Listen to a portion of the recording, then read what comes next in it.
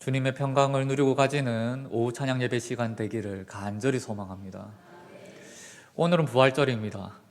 예수님께서 살아나셨습니다. 예수님께서 부활하셨습니다. 그 부활의 영성을 누리고 가지시기를 간절히 소망합니다. 그리스도인이 된다는 것은 이 부활을 맞이한 사람들이라는 것이죠. 이 부활을 경험하지 아니하고서는 우리가 우리 스스로 그리스도인이라고 부를 수도 없고, 세상 앞에서도 우리는 그리스도인으로서 서 나아갈 수가 없습니다. 그저 십자가만 놓여 있다면, 예수님께서 그냥 죽고 내일 되셨더라면 우리는 그리스도인이라고 할 수가 없지요. 그 어떤 소망도 품을 수가 없기 때문입니다. 우리가 그리스도인 된다는 것은 부활하셨기 때문에, 주님께서 다시 사셔서 부활하시고 하나님 보좌 우편에 앉아 계시기 때문에 우리가 그리스도인이 될 수 있는 것이지요. 우리는 언제나 그 소망 안에서 살아가는 줄 믿습니다. 여러분과 함께 나누고 싶은 무덤들이 있습니다. 오늘 무덤 문이 하나 열렸지요. 예수 그리스도의 무덤 문이 하나 열렸습니다. 구약 시대의 무덤 문이 하나 있고, 그리고 신약 시대에도 무덤이 또 하나 또 있습니다. 예수 그리스도의 무덤과는 좀 차별이 있는 좀 색다른 무덤들인데 함께 나누고자 합니다. 구약 시대의 노아가 무덤을 하나 만들었습니다. 이렇게 이야기하니 이게 뭔가 싶지요. 거대한 무덤을 하나 만들었습니다. 이름하여 방주라고 하는 무덤입니다. 이 방주는 무덤의 표상입니다. 닫혀있는 그 방주는 아무리 뜯어보아도 무덤과 똑같은 형상을 하고 있는 것이지요. 조금 다른 것은, 무덤은 땅 위에 뿌리를 받고 땅 위에 있는 것이 무덤이라면, 이 방주라는 것은 40일 동안 물에 둥둥 떠 있는, 이동하는 무덤이었다는 것입니다. 그 안에는 생명이 있었지만 잠들어 있는 생명들이었습니다. 무덤하고 똑같지요. 무덤이 무엇입니까? 그 속에 생명이 없고 그 속에 잠들어 있는 이만 있을 때에 우리는 그것을 놓고 무덤이라고 합니다. 무덤 같구나. 노아는 방주라고 하는 무덤을 지었습니다. 그리고 시간이 지나서 묻이 드러나기 시작했었을 때에 하나님께서 다시 땅을 허락하시고 그 무덤 문을 열어주셨습니다. 그리고 그 무덤에서 온갖 생물들이 뛰쳐나오게 되었지요. 그리고 노아는 그 무덤 문을 열고 나와서 제사를 드리게 되었습니다. 감사의 제사였습니다. 근데 우리가 기억해야 될 점은 무엇인가 하면, 방주문이 열렸습니다. 무덤 문이 열렸습니다. 감사와 찬송이 흘러넘칩니다. 그런데 그 제물로 정결한 동물을 잡았다는 것입니다. 당연한 이야기입니다. 부정한 동물을 잡겠습니까? 하나님 앞에 예배를 드리고 하나님 앞에 제사를 올릴 텐데 부정한 동물을 잡아서 예배를 드릴 수가 있겠습니까? 당연히 정결한 동물을 주님 앞에 드리는 것이 맞을 것입니다. 그러나 우리가 생각해 봐야 될 지점, 방주문이, 그 무덤문이 열렸습니다. 그런데 부정한 동물은 그대로 부정한 동물인 상태로 나오게 되었다는 것입니다. 회복이 되지 못했습니다. 왜 그랬을까요? 그 방주는 결국 그리스도의 그림자로서 위치할 수밖에 없다는 것을 우리에게 나타내 보여주고 있는 것이지요. 하나의 무덤으로서, 하나의 그리스도의 몸으로서 표상되는 방주는 노아 시대 때 너무나도 그 생명들을 잘 지켜내었지만, 그럼에도 불구하고 그 안에서 모든 것들을 다 정결하게 만들 수 있는 능력은 없었다라는 것입니다. 방주의 문, 무덤 문이 열렸습니다. 감사와 찬양이 울려 퍼졌습니다. 그럼에도 불구하고 부정한 동물들이 남았다라는 것, 그것을 우리가 기억해야 되는 것이지요. 그리고 신약 시대로 넘어오겠습니다. 이번에는 뚜렷한 무덤입니다. 나사로, 예수님께서 사랑하셨던 나사로가 죽었습니다. 무덤에 묻히게 되었지요. 그리고 시간이 지나서 예수님께서 다가와 주셨습니다. 눈물을 흘리셨습니다. 그리고 나사로야 나오너라. 무덤 문이 열렸습니다. 어떤 일이 벌어졌습니까? 나사로가 걸어 나왔습니다. 붕대를 칭칭 감은 채로, 그 천을 칭칭 감은 채로 그 썩은 냄새를 풀풀 풍기면서 걸어 나오게 되었습니다. 생명을 얻었던 것이지요. 그러나 여기서도 한계를 우리가 마주하게 됩니다. 그렇게 다시 살아났던 나사로, 어떻게 되었습니까? 다시 죽었습니다. 다시 죽을 수밖에 없었습니다. 무덤문이 열리고 생명이 소생되었지만 그럼에도 불구하고 다시 죽음으로 나아가는 것을 우리가 만나게 되었던 것이지요. 여기서 우리는 인간의 한계, 그 한계 지점을 만나게 되는 것입니다. 무덤 문이 열리는 거에서 끝나면 안 되는 것이지요. 그 너머를 우리가 바라볼 수 있어야 되는 것입니다. 오늘 마지막 무덤을 하나 우리가 마주하게 되었습니다. 예수 그리스도의 무덤입니다. 그 무덤을 향해서 여인들이 새벽 미명에 올라가기 시작합니다. 걱정을 품고 나아가는 것이지요. 예수님께서 살아 생전에 여러 번에 걸쳐서 이야기를 하셨습니다. 내가 살아난다고, 내가 다시 부활할 것이라고 그렇게 이야기를 했음에도 불구하고 이 여인들은 그것을 기억해내지 못했습니다. 그저 그 마음속에서는 그 돌 하나, 그 무덤을 가로막고 있는 그 큰 돌 하나가 걱정이었던 것입니다. 그 염려로 나아갔던 발걸음. 그러나 그 무덤 앞에 도착하고 나니 웬걸 그 무덤을 가로막고 있어야 되는 그 큰 돌을 옮겨지고 없었습니다. 청년 한 명이 있었는데 얼마나 무서웠겠습니까? 저 같아도 무서웠을 것 같습니다. 아무도 없어야 되는데 있다고 한다면은 병사들이 있어야 되는 것이지요. 그 무덤 문을 가로막고 있는 그 병사들이 있어야 되는데 그 병사는 보이지 않고 웬 청년이 이야기를 걸고 있는 것입니다. 누구일까? 두려움이 빠질 수밖에 없는 것입니다. 그리고 그 청년이 이야기하는 말이 더 무서웠습니다. 우리가 성경을 읽어가다 보면은 우리가 당연하게 여기는 것들 때문에 놓치는 부분들이 있습니다. 무엇이 당연한가 하면은 예수님께서는 부활하셨다라는 그 진리가 우리에겐 너무나도 당연합니다. 그래서 이 지점에 있어서 이 여인들이 안고 있는 그 두려움을 우리가 곧잘 포착하지 못합니다. 여인들은 두려움에 빠졌습니다. 헬라어로 원본을 보면 공포에 빠졌다고 나와 있습니다. 아니, 내가 사랑하는 이가, 그 예수 그리스도께서, 그 선생님이 부활하셨는데 다시 사셨다라고 증언하고 있는데 이 여인들은 왜 두려움에 빠져서 아무 말도 하지 못했던 것일까? 죽음이라는 게 그런 것이지요. 우리가 실질로 죽음을 마주했었을 때, 그리고 그 죽음이 벗겨나는 그 장면을 우리가 마주하게 된다면, 우리의 인식을 넘어가는 그 자리에 서게 된다면 우리는 이 여인들처럼 두려움에 빠질 수밖에 없습니다. 그저 우리는 찬송하고 감사하고 주님 오셨구나, 주님 다시 살아나셨군요 하면서 감탄과 찬송을 올려드리는 사람이 되는 것이 아니라 이 여인들과 똑같이 피하고 싶고 두려워하고 도망가고 싶어 하는 것이 우리네 모습이라는 것입니다. 우리는 이것을 종종 놓치면서 살아갑니다. 믿음의 사람들이 이런 경우가 많죠. 모르는 사람들은 오히려 낫습니다.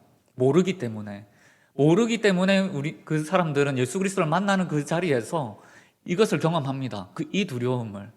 사실 우리도 알고 있습니다. 우리가 예수 그리스도를 만났던 바로 그때에 우리가 마주했었던 그 죄성, 그 끔찍함, 그 찐득찐득한 것, 그 말로 표현할 수 없는 두려움, 회피, 그것을 우리는 알고 있지 않습니까? 근데 어느 순간에 우리는 그것을 잊은 채 살아갑니다. 좀 더 깊이 있게 말하자면 일부러 망각한 채 살아가고 있는지도 모르겠습니다. 이 부활의 아침에, 부활의 날에 우리가 되찾아야 하는 언어가 있다면 이 두려움일 것입니다. 이것은 나쁜 것이 아닙니다. 우리가 되찾아야 하는 것이기도 합니다. 그저 부활이기 때문에 주님께서 다시 우리에게 다가오셨기 때문에 감사로 그냥 흐지부지 끝내는 것이 아니라 주님께서 나에게 찾아오셨다라는 그 의미를 다시 한 번 더 되새겨보기를 간절히 소망합니다. 생각해 보십시오. 지금 이때에 예수님께서 다가오신다고 한번 상상해 보십시오. 그 빛 대신 주님께서, 그 정결하신 주님께서 나에게로 한 걸음 한 걸음 다가오시는 것입니다. 나는 그저 해맑게 그 주님을 안을 수 있을까? 아마 못하실 것입니다. 피할 것입니다. 주님, 더 이상 다가오지 말라고. 지금 이 자리는 더러우니까, 지금 이 자리는 부정하니까 주님 여기까지 다가오지 마십시오. 주님 그 자리 그대로 서 계십시오. 내가 좀 더 내 몸을 닦고 내가 좀 더 정결해지면 그때 주님 오십시오라고 할지 모르겠습니다. 고민이 되는 문제입니다. 우리는 그리스도인으로서 예배를 드리고 하루하루를 살아내면서 얼마나 주님 앞에서 정결한 자로 서 있을 수 있을까라는 물음이 계속해서 남습니다. 그럼에도 불구하고 우리는 앉아 있어야 됩니다. 서 나아가야 되는 것이죠. 내가 이 죄성 앞에서 날마다 두렵고 그 떨림으로 무릎 꿇는다고 할지라도 주님, 그럼에도 불구하고 와 주옵소서라고 터뜨릴 수 있는, 고백할 수 있는 우리가 되어야 될 줄 믿습니다. 주님께서는 2000년 전에 그 어둠을 뚫고 부활하셨습니다. 우리 한 사람 한 사람의 그 생명을 위해서 그 지옥문을 열고 다시 일어섰던 것이지요. 우리가 사도신경을 볼 때에 우리 사도신경에는 현재 나와 있지 않은 부분들이 있습니다. 근데 이전 사도신경에서는, 오래전의 사도신경에서는 어떤 부분이 있는가 하면은 음부에 내려가서라는 내용이 기록되어 있었습니다. 지금 사도신경에는 그 내용이 지워져 있지요. 예전에 교부시대 때에도 그렇고 오래전 초대교회 때에는 예수 그리스도의 부활이 어떠한 부활이었는가 하면은 예수님께서 죽으시고 지옥까지 내려가셨다가 지옥에서 그 처참한 광경을 함께 경험하신 후에 지옥을 뚫고 부활하신 것으로 경험했던 것입니다. 그러한 체험이었습니다. 우리도 그러한 신앙 안에 서 나아가기를 간절히 소망합니다. 우리는 그저 예수님께서 다가오신 것이 아니라 예수님께서 우리를 만나시기 위해서 어떠한 순종을 하셨는지 기억하셨으면 좋겠습니다. 예수님께서도 겟세마네에서 눈물로 기도하셨습니다. 이 잔을 나에게서 피하게 해달라고. 아버지요, 이 잔을 내가 감당하지 못하겠노라고. 좀 피하게 해달라고. 그 선하신 주님께서도 그 잔인을, 그 십자가를 지시기 어려워하셨던 것입니다. 그런데 마지막에는 어떻게 고백하셨습니까? 아버지의 뜻대로 하옵소서. 아버지의 뜻대로 하옵소서. 그것이 무덤 문을 여는 고백이셨던 것입니다. 그 고백이 있었기 때문에 예수님께서는 무덤 문을 열고 우리에게 다가오실 수 있었던 것이지요.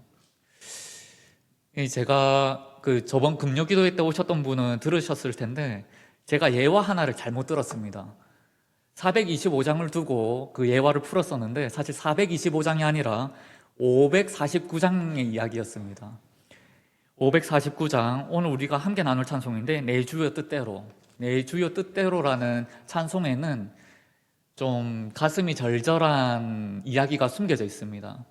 벤자민 슈멀크 목사님이라는 분이 작사를 하셨는데 이분은 이제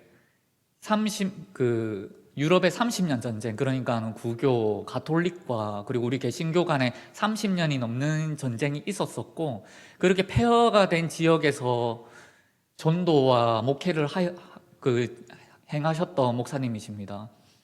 그리고 그 지역은 가톨릭이 강했었기 때문에 교회에서 모여서 예배드리는 것이 상당히 어려웠던 지역이기도 합니다. 그래서 신방 사역을 많이 하셨던 것이죠. 저 지역으로 이 지역으로 떠나시면서 그래서 이 지역에서 또 한 가정, 한 교구 만나서 이렇게 예배 드리시고 찬송하시고 찬송을 참 많이도 지으셨던 분이십니다. 어느 날은 또 좀 멀리 이제 한 지역의 신방을 갔다가 돌아오는 길이었습니다. 멀찍이 돌아오는데 마을에 불이 난 것이죠. 화마가 이제 휩쓸고 지나간 그 자리에 아이고야, 마을에 불이 다 탔네. 근데 점점점 마음에 울리는 슬픔이 가득 차는 발걸음이었습니다. 왜냐하면 걸어가면 걸어갈수록 본인의 집도 불타 있는 것을 확인하게 되었던 것이지요. 설마 별일 없겠지. 두 아이들이 있었는데 그 두 아이들이 그 화마를 피했겠지. 설마 집에 있었겠나. 그 집에 도착해서 이제 치우는 중에 두 아들을 발견하게 됩니다. 그 화마에 휩싸여서 두 아이들이 꼭 두 아이가 서로를 껴안고 죽은 그 죽음을 발견하게 된 것입니다. 무너지지요. 같이 신방을 떠났었던 그 아내는 그 자리에서 즉시 기절했다고 합니다. 그리고 그 슈멀크 목사님은 절규하지요. 주여, 어찌하여 이러십니까?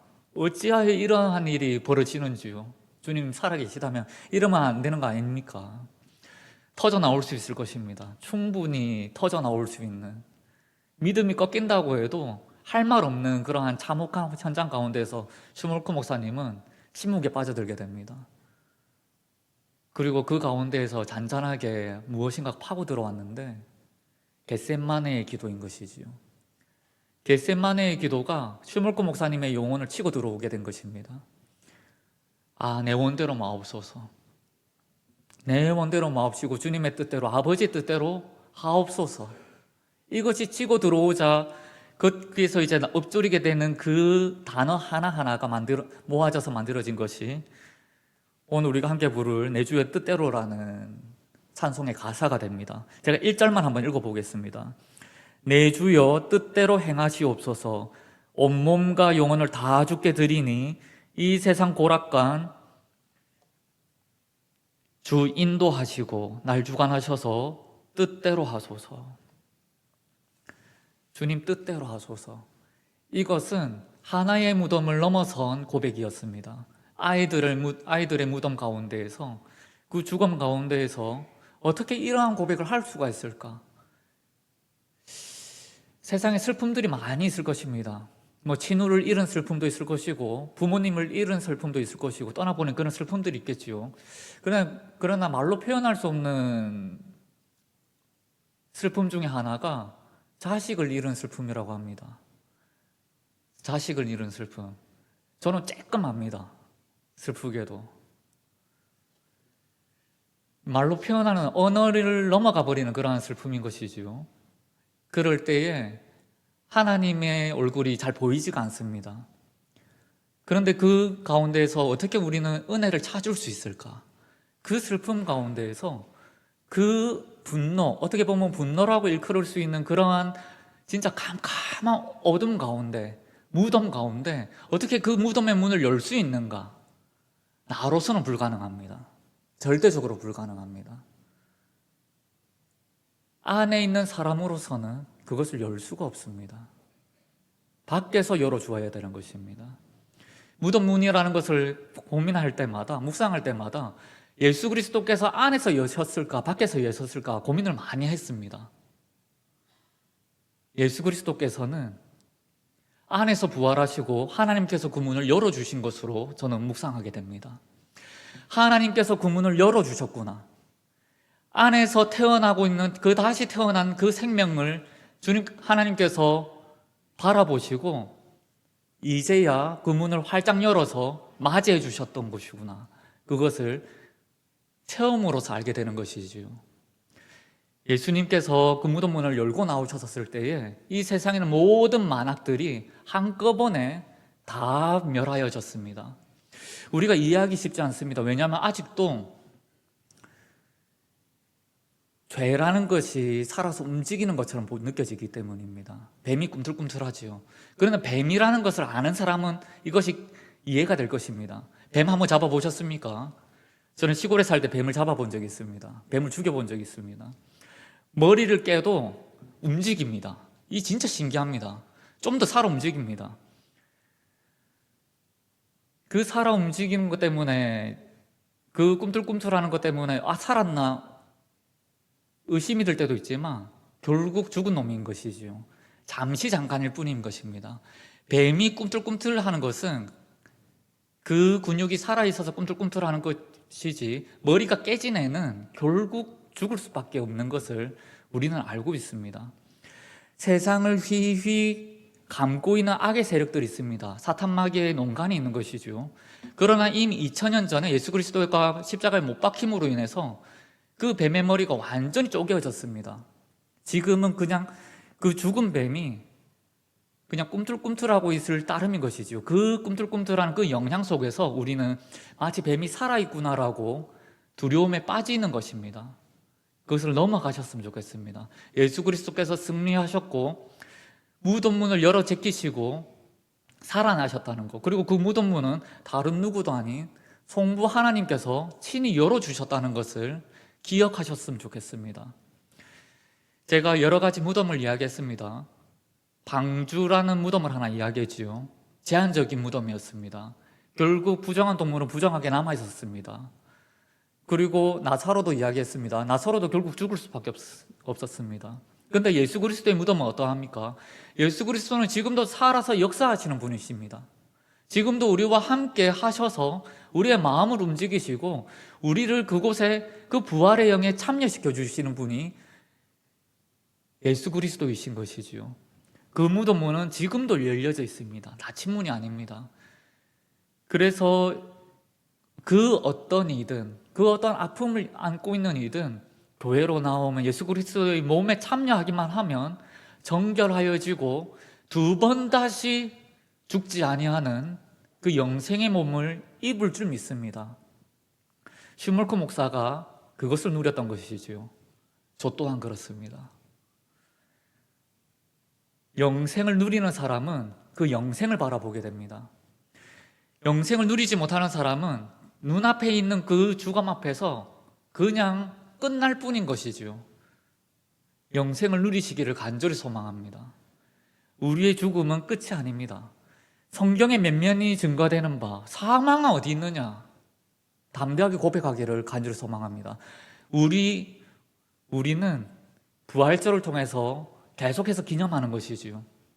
이 생명을, 이 사망이 쪼개어지고 사망이 걷어진 이 날을 우리는 고백하면서 살아가는 것입니다. 그 삶을 누리셨으면 좋겠습니다. 이야기하다 보니까 조금 무거워진 것 같습니다. 제가 금요일 날에 살짝 이제 그 간증을 하나 풀었었는데 제 간증 하나 풀겠습니다. 제가 임플란트를 하게 되었습니다. 이 젊은 나이에 임플란트라니 눈물이 아른거리는데 임플란트 할 줄 몰랐습니다. 왜냐하면은 이가 좀 아팠지만 거울로 봤었을 때는 멀쩡했기 때문입니다. 멀쩡했습니다. 조금 이제 검은 거 조금 점 하나? 이거 가지고 무슨 임플란트를 하겠습니까? 아프다고 하더라도. 그래도 아프긴 아프니까 이거 긁어내는 거 뭐 때우거나 심해봤자 뭐 금리 정도 하겠나 그 정도 생각을 했었던 것이죠. 그런데 이 점이 문제가 아니라 치과를 가보니 그 안이 다 썩어 있었던 것입니다. 겉으로 보기는 멀쩡했습니다. 겉으로 보기에는. 근데 안은 썩어 있었던 것이죠. 그리고 생각해보니 아팠습니다. 많이 아팠습니다. 근데 그것이 단순히 편두통인 줄 알았습니다. 내가 지금 스트레스를 많이 받고 있나? 이상하다. 사역적으로 그렇게 스트레스 받는 건 없는데 왜 편두통이 오지? 이 편두통이라 생각했던 것이 그것이 아니라 이가 아파서, 이 때문에 머리가 아팠었던 것이지요. 그때 병원을 갔었더라면 또 몰랐는데 그냥 머리가 좀 아프네 타이레놀 먹고 그러면서 키웠던 것입니다. 결국 뽑아내는 지금 제 잇몸에는 지금 철이 하나 박혀져 있습니다. 이 임플란트를 하면서 얼마나 은혜를 많이 받았는지 모릅니다. 성경을 묵상하면서 특히 오늘 본문도 그렇고 금요일에도 그 본문도 그렇고 이거다, 이 죄다 죄. 사람이 죄에 대한 감각이 죽어 있으면 이렇게 끔찍한 일이 발생하는 거구나. 고통이 있을 것입니다. 죄라는 것은 날마다 우리에게 경고를 줍니다. 삶에 있어서 계속해서 경고를 줍니다. 편두통이 되었든 뭐가 되었든 삶이 꼬임이 되었든 넘어짐이 되었든 시험이 되었든 그 회칠한 무덤에서 주는 경고가 있을 것입니다. 멀쩡해 보이는 그 무덤 안에서 골마 들어가는 그 향기가 있습니다. 내 삶에서 풍겨나오는 그 죄의 향기, 그것을 우리는 때때로 무시하면서 살아가는 것이지요. 그것을 무시하지 않으셨으면 좋겠습니다. 그걸 고쳐야 됩니다. 뜯어내야 됩니다. 문을 열어 제껴야 됩니다. 열어 제끼면 그 실제 썩은 냄새가 날지 모르겠지요. 그러나 우리는 믿음으로써 그 문을 열어 제껴야 되는 것입니다. 그 문을 열어 제껴야지, 그래야지 우리는 삽니다. 회칠한 무덤 얼마나 멀쩡해 보입니까? 그런데 그 안에는 죽음이 있다는 것을 우리는 알고 있습니다. 그 문을 우리는 뜯어내야 되는 것입니다. 쉽지 않습니다. 아픕니다. 냄새 날 것입니다. 두렵습니다. 그런데 우리는 뜯어내는 용기가 필요합니다. 뜯어내야 됩니다. 안 그러면 우리 다 죽습니다. 뜯어낼 때에 그 뜯어내는 그 틈으로 무엇인가가 파고 들어갑니다. 주 예수 그리스도의 은혜, 주 예수 그리스도의 생명이 그 문을 타고 들어가는 줄 믿습니다. 그럴 때 우리는 아멘 할렐루야 하는 것이죠. 내가 내 힘으로 살아나는 것이 아니라 주님의 그 은혜로, 주님의 그 보혈로 우리의 그 무덤은 열리게 되는 것이고 우리는 살아나게 되는 것이지요. 그것을 경험하는 성북교회 가족들 되기를 간절히 소망합니다. 주님께서 살아나셨습니다. 오늘 본문 11절은 답답하게 끝납니다. 솔직히 오늘 본문 11절 좀 더 나아갈까 싶었다가 11절로 그냥 매짐을 했지만 이렇게 안 끝났으면 좋겠습니다. 11절 한번 읽어보겠습니다. 그들은 예수께서 살아나셨다는 것과 마리아에게 보이셨다는 것을 듣고도 믿지 아니하니라. 듣고도 믿지 아니하니라. 나중에 예수님께서 직접 만나러 오셨습니다. 듣고도 믿지 아니하니라. 우리는 듣고 믿었으면 좋겠습니다. 들음으로 믿음으로 나아갔으면 좋겠습니다. 나중에 예수님께서 내가 네 이름 알지는 못한다, 그런 게 아니라 들음에서 믿음이 자라나고 그 자람으로 인하여 예수 그리스도를 마주하는, 예수 그리스도와 함께 동행하시는 성북교회 가족들 되기를 간절히 소망합니다. 기도하겠습니다.